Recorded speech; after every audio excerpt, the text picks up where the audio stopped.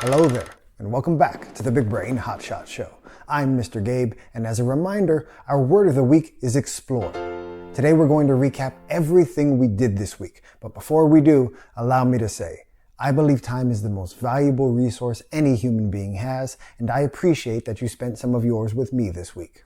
In my eyes, exploring is one of the best things we can do as humans because it allows us to experience new things, see new places, grow our perspective, and learn about the world we're a part of. I'm a big believer in the harder you work in the beginning, the less you have to do at the end, so it's important to set ourselves up for success.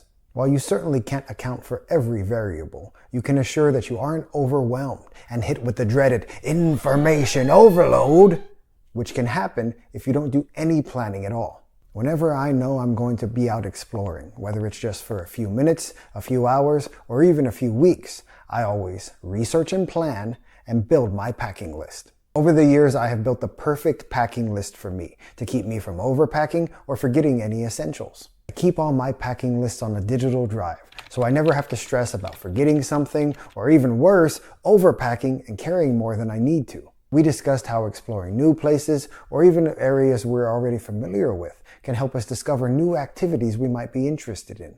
We took our first ever field trip and explored the Highline Park in New York City. We touched on the history of that unique outdoor space while taking in all the beautiful sights. We spent some time in the kitchen and made one of my favorite snacks for exploring, protein bars, which can be customized to your taste and don't require any sort of baking. We also discussed my favorite activity for exploring, photography, and touched on the three things I keep in mind whenever I'm taking photos.